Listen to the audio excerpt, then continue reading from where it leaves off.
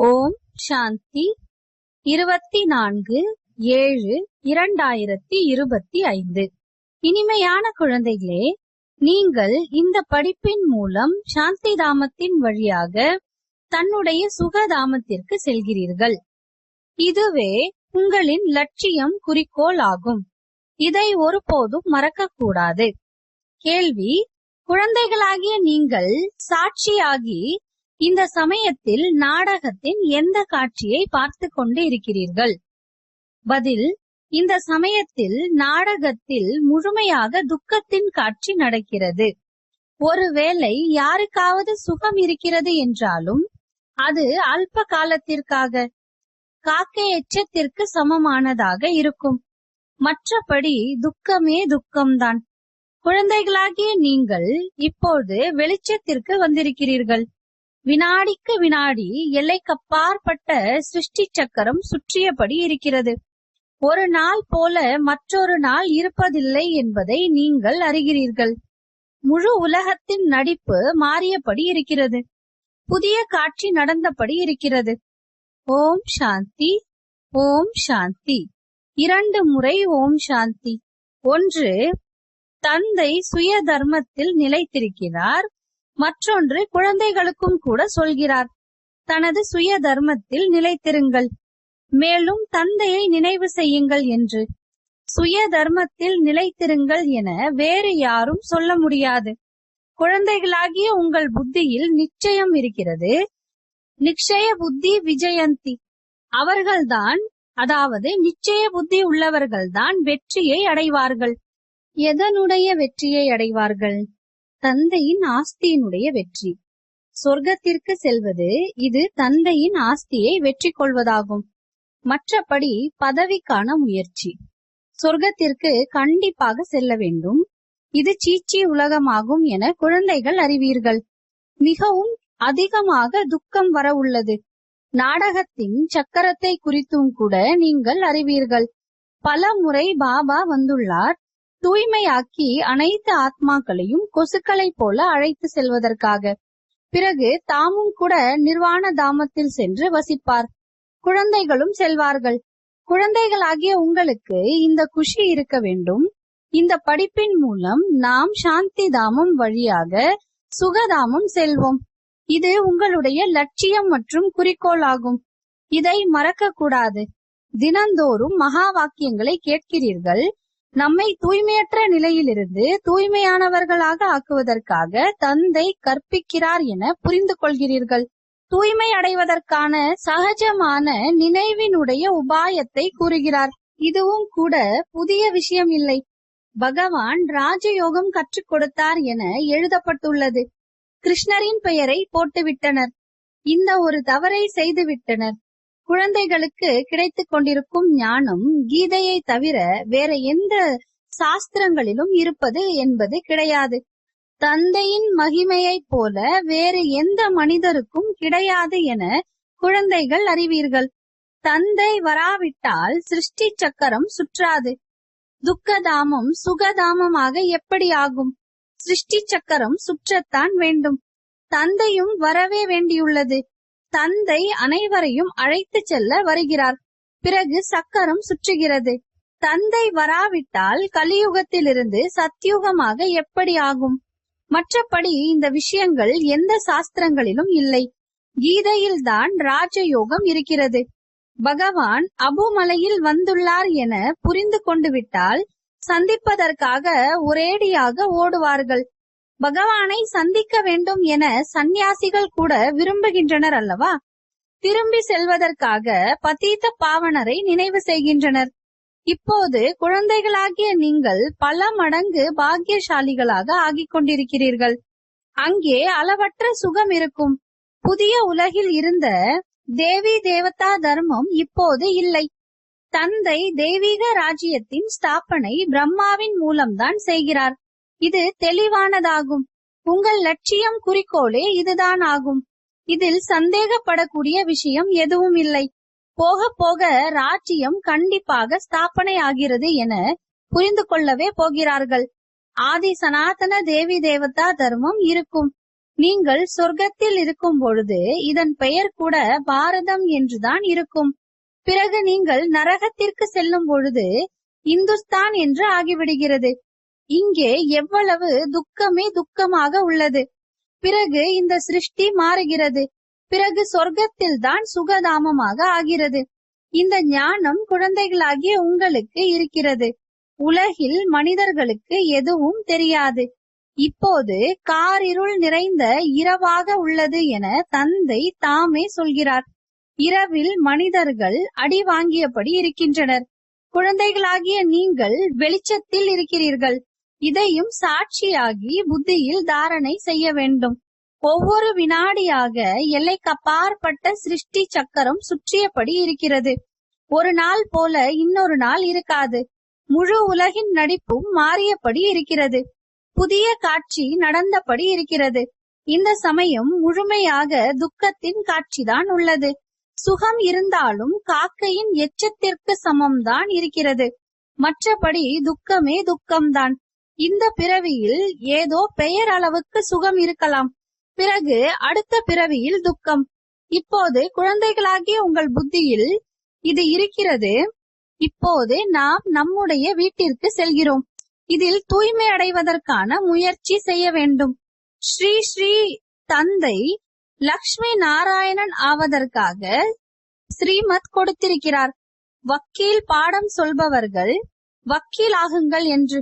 இப்போது தந்தை சொல்கிறார் ஸ்ரீமத் படி நடந்து இப்படி ஆகுங்கள் என்று. தன்னை தானே கேட்க வேண்டும், எனக்குள் எந்த அவகுணங்களும் இல்லை தானே?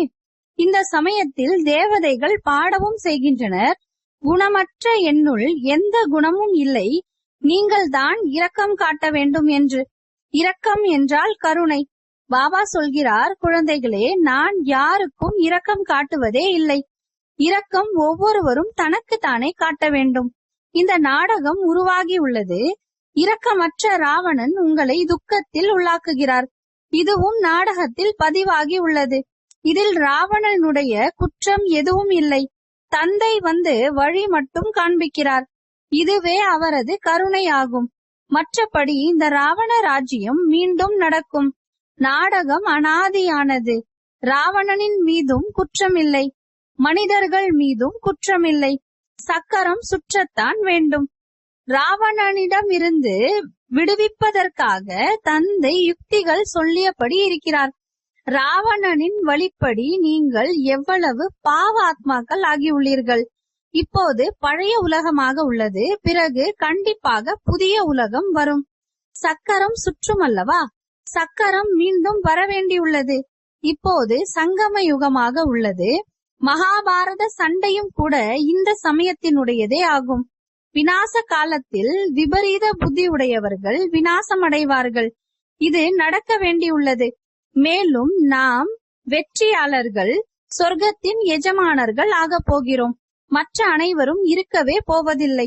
தூய்மை அடையாமல் தேவதை ஆவது கடினமானது என்பதையும் கூட புரிந்துள்ளீர்கள். இப்போது தந்தையிடம் இருந்து ஸ்ரீமத் கிடைக்கிறது, உயர்ந்த தேவதையாக ஆவதற்காக. இப்படிப்பட்ட வழி பிறகு கிடைப்பது என்பது முடியாத ஒன்று. ஸ்ரீமத் கொடுப்பதற்கான அவருடைய பாகம் கூட சங்கம யுகத்தில் தான் நடக்கிறது. வேறு யாருக்குள்ளும் இந்த ஞானமே இல்லை. பக்தி என்றால் பக்திதான், அதை ஞானம் என்று சொல்வதில்லை. ஆன்மீக ஞானத்தை ஞானக்கடல் ஆத்மாதான் கொடுக்கிறார். அவருடைய மகிமையே ஞானக்கடல், சுகக்கடல் என்பதாகும். தந்தை முயற்சிக்காக யுக்திகளும் கொடுக்கிறார். இப்போது தோல்வி அடைந்து விட்டால் கல்ப கல்பத்திற்கும் தோல்வி அடைவோம். நிறைய அடி விழும் என்ற இந்த சிந்தனையை புத்தியில் வைக்க வேண்டும். ஸ்ரீமத் படி நடக்காததால் அடி கிடைத்து விடுகிறது. பிராமணர்களின் மரம் கண்டிப்பாக வளர்ச்சி அடையத்தான் வேண்டும். இப்போது நமக்கு நன்மை கிடைத்துக் கொண்டிருக்கிறது என நீங்கள் அறிந்துள்ளீர்கள்.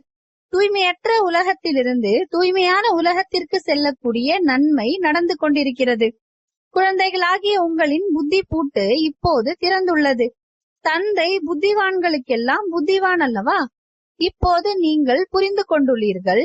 பிறகு முன்னால் போக போக யார் யாருடைய புத்தி பூட்டு திறக்கிறது என்று பார்க்க வேண்டும். இந்த நாடகமும் நடக்கிறது.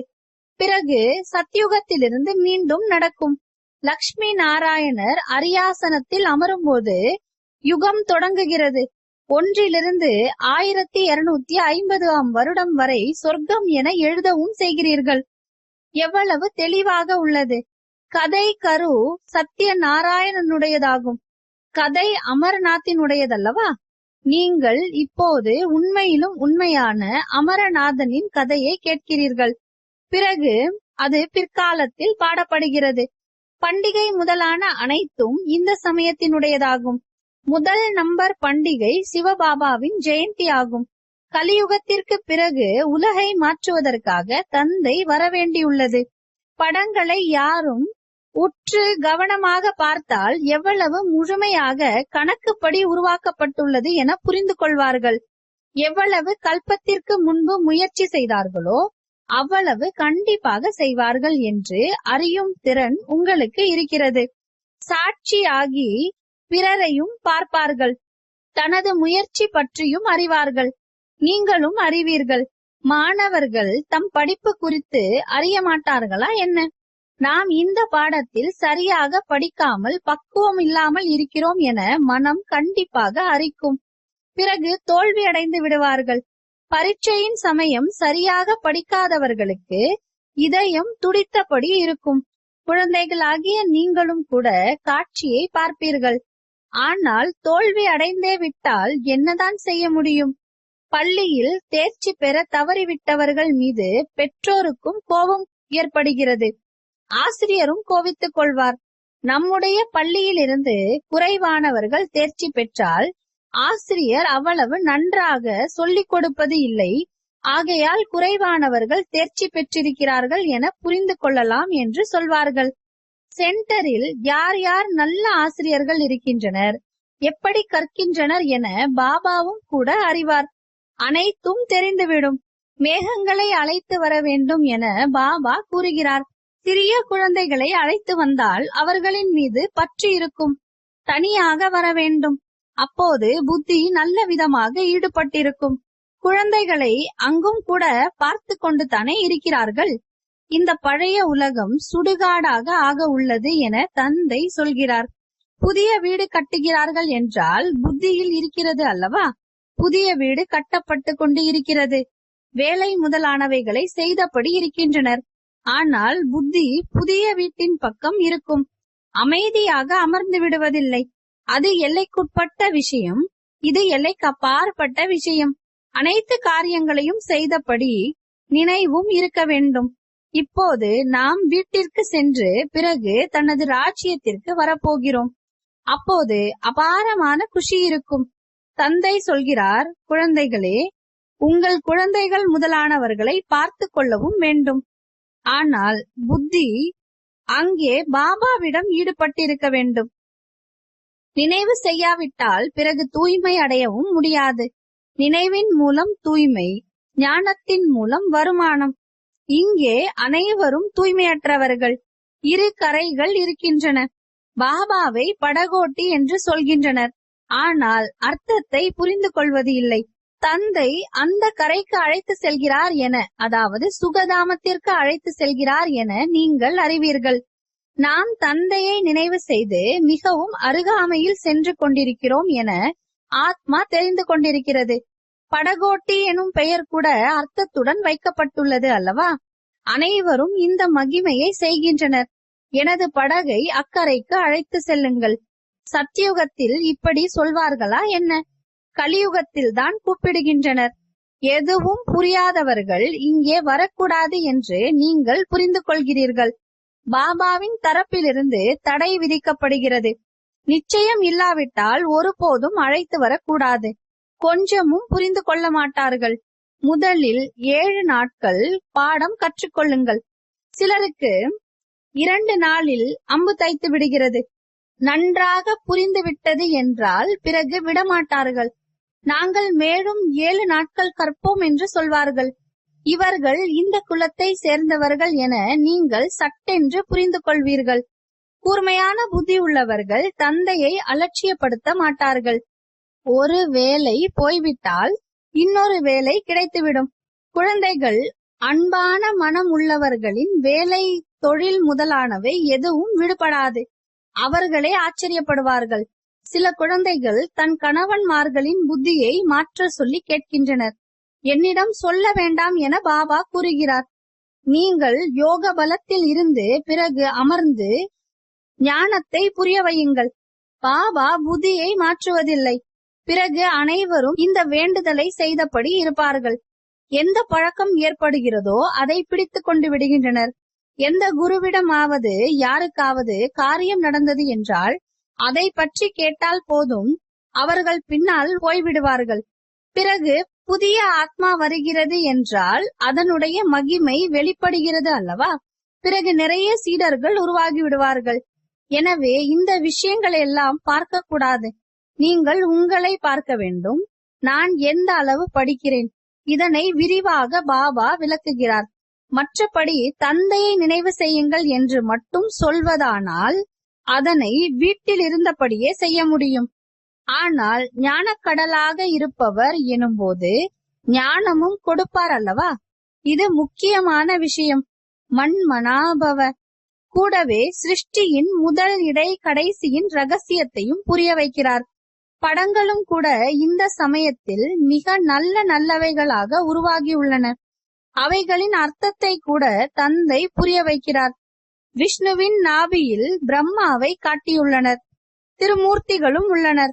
விஷ்ணுவின் நாபியிலிருந்து பிரம்மா. பிறகு இது என்ன, இது சரியா அல்லது தவறா என தந்தை வந்து புரிய வைக்கிறார். மனதில் தோன்றிய படங்களையும் கூட ஏராளமாக உருவாக்குகின்றனர் அல்லவா? சில சாஸ்திரங்களில் சக்கரமும் காட்டப்பட்டுள்ளது. ஆனால் சிலர் ஒரு விதமாக சக்கரத்தின் ஆயுளை பற்றி எழுதியுள்ளனர். சிலர் வேறு விதமாக எழுதியுள்ளனர். பல வழிகள் இருக்கின்றன. சாஸ்திரங்களில் எல்லைக்குட்பட்ட விஷயங்களை எழுதிவிட்டுள்ளனர். முழு உலகிலும் ராவண ராஜ்யம் உள்ளது என தந்தை எல்லைக்கப்பாற்பட்ட விஷயத்தை புரிய வைக்கிறார். நாம் எப்படி தூய்மையற்றவரிலிருந்து தூய்மையானவராக ஆகிறோம் என்ற இந்த ஞானம் உங்கள் புத்தியில் உள்ளது. பிற்காலத்தில் மற்ற மதங்கள் வருகின்றன. பல விதமானவைகளாக உள்ளன. ஒன்று இன்னொன்றை போல இருப்பதில்லை. ஒரே மாதிரி முக லட்சணம் இருவருக்கு இருக்க முடியாது. இது உருவாக்கப்பட்டுள்ள விளையாட்டாகும். அது மீண்டும் மீண்டும் நடந்தபடி இருக்கும். தந்தை குழந்தைகளுக்கு அமர்ந்து புரிய வைக்கிறார். நேரம் குறைந்து கொண்டே போகிறது. தனக்குள் சோதித்துக் கொள்ளுங்கள். நாம் எந்த அளவு குஷியில் இருக்கிறோம். எந்த விக்கர்மமும் செய்யக்கூடாது. புயல் காற்றுகள் வரவே செய்யும். தந்தை புரிய வைக்கிறார். குழந்தைகளே, உள்நோக்கு முகமுள்ளவராக ஆகி தனது சார்ட்டை வைத்தீர்கள் என்றால் என்னென்ன தவறுகள் ஏற்படுகின்றனவோ அவைகளை உணர முடியும். இது யோக பலத்தின் மூலம் தன்னை மன்னித்துக் கொள்வது போலாகும். தந்தை எதுவும் மன்னிப்பது கிடையாது. நாடகத்தில் மன்னிப்பு என்ற வார்த்தையே கிடையாது. நீங்கள் உங்களுடைய முயற்சியை செய்ய வேண்டும். பாவங்களுக்கான தண்டனைகளை மனிதர்கள் தாமே அனுபவிக்கின்றனர். மன்னிப்பின் விஷயமே கிடையாது. அனைத்து விஷயங்களிலும் முயற்சி செய்யுங்கள் என்று தந்தை சொல்கிறார். தந்தை வந்து ஆத்மாக்களுக்கு யுக்தியை சொல்கிறார். பழைய ராவணனுடைய தேசத்தில் வாருங்கள், தூய்மையற்ற எங்களை வந்து தூய்மையாக ஆக்குங்கள் என தந்தையை அழைக்கிறீர்கள்.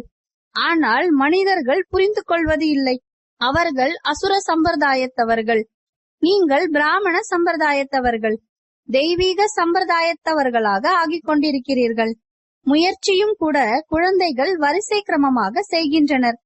பிறகு இவருடைய அதிர்ஷ்டத்தில் இவ்வளவுதான் உள்ளது என சொல்லிவிடுகின்றனர். தனது நேரத்தை வீணாக்குகின்றனர். பல பிறவிகளுக்கும் கல்ப கல்பத்திற்கும் உயர்ந்த பதவியை அடைய முடியாது. தனக்கு நஷ்டத்தை ஏற்படுத்தி கொள்ளக்கூடாது. ஏனெனில் இப்போது சேமிப்பு ஆகிறது, பிறகு நஷ்டத்தில் சென்று விடுகிறீர்கள். ராவண ராஜ்யத்தில் எவ்வளவு நஷ்டம் ஏற்படுகிறது. நல்லது, இனிமையிலும் இனிமையான காணாமல் போய் கண்டெடுக்கப்பட்ட செல்லமான குழந்தைகளுக்கு தாயும் தந்தையுமான பாப் தாதாவின் அன்பு நினைவுகள் மற்றும் காலை வணக்கம். ஆன்மீக குழந்தைகளுக்கு ஆன்மீக தந்தையின் நமஸ்காரம். ஆன்மீக தந்தைக்கு ஆன்மீக குழந்தைகளின் அன்பு நினைவுகள் மற்றும் காலை வணக்கம், நமஸ்காரம். தாரணைக்கான முக்கிய சாரம்: உள்நோக்கு முகமுள்ளவராக ஆகி தன்னை சோதிக்க வேண்டும். தவறுகளை உணர்ந்து யோக பலத்தின் மூலம் மன்னிக்க வேண்டும். தனது முயற்சியை செய்ய வேண்டும். தந்தையிடமிருந்து கிடைக்கும் வழியில் முழுமையாக நடந்து தன் மீது தானே இரக்கம் காட்ட வேண்டும். சாட்சியாகி தனது மற்றும் பிறருடைய முயற்சியை பார்க்க வேண்டும். ஒருபோதும் தனக்கு தானே நஷ்டத்தை ஏற்படுத்திக் கொள்ளக்கூடாது. வரதானம்: உலக நன்மைக்கான விருப்பத்தின் மூலமாக ஒவ்வொரு ஆத்மாவின் பாதுகாப்பிற்கான திட்டத்தை உருவாக்கக்கூடிய உண்மையான கருணை உள்ளம் உடையவராக ஆகுங்கள். உலக நன்மைக்கான விருப்பத்தின் மூலமாக ஒவ்வொரு ஆத்மாவின் பாதுகாப்பிற்கான திட்டத்தை உருவாக்கக்கூடிய உண்மையான கருணை உள்ளம் உடையவராக ஆகுங்கள். நிகழ்கால நேரத்தில் அநேக ஆத்மாக்கள் தனக்கு அமங்கலம் நடப்பதற்காக தானே காரணமாக ஆகிக் கொண்டு இருக்கிறார்கள். அவர்களுக்காக கருணை உள்ளம் உடையவராக ஆகி ஏதேனும் திட்டமிடுங்கள். எந்த ஒரு ஆத்மாவின் நடிப்பை பார்த்தும் தாங்கள் தொந்தரவு அடையாதீர்கள். ஆனால் அதிலிருந்து பாதுகாப்பிற்கான வழியை யோசியுங்கள். இதெல்லாம் நடக்கத்தான் செய்யும். மரம் என்றால் உதிரத்தான் செய்யும் என்பது கிடையாது. வரும் தடைகளுக்கு முடிவு கட்டுங்கள். விஸ்வ கல்யாணக்காரியாக ஆகி மேலும் விக்ன விநாசகர் தடைகளை வென்றவர்களாக ஆகி என்னென்ன பட்டங்கள் கிடைத்திருக்கின்றதோ அதன் அனுசாரம் எண்ணம், சொல், செயலில் கருணை உள்ளமுடையவராக ஆகி சூழ்நிலையை மாற்றம் செய்வதற்கு உதவியாளராக ஆகுங்கள். ஸ்லோகன்: யார் புத்தியின் மீது கவனம் என்ற காவலாளியை போடுகிறார்களோ அவர்களே கர்ம யோகியாக ஆக முடியும். அவ்யக்த சமிஞை: சங்கல்ப சக்தியை சேமிப்பதன் மூலம் உயர்ந்த சேவைக்கு நிமித்தமாக ஆகுங்கள். கடைசி காலகட்டத்தில் சோதனை தாளின் கடைசி கேள்வி ஒரு நொடியில் முற்றுப்புள்ளி வைப்பதற்கானதாக இருக்கும். இதன் அடிப்படையில் தான் நம்பர் கிடைக்கும். ஒரு நொடியை தாண்டி எடுத்துக்கொண்டால் தோல்வி அடைந்தவராக ஆவீர்கள். ஒரு தந்தை மற்றும் நான். மூன்றாவதாக எந்த ஒரு விஷயமும் வரக்கூடாது. நான் இதை செய்வேன், இதை பார்த்து கொள்வேன், இது நடந்ததா அல்லது நடக்கவில்லையா, இவ்வாறு எந்த எண்ணமும் வரக்கூடாது. இது ஏன் நடந்தது, என்ன நடந்தது, அப்படி ஏதேனும் எண்ணம் வந்தால் கடைசி சோதனை தாளில் தேர்ச்சி பெற மாட்டீர்கள். ஓம் சாந்தி.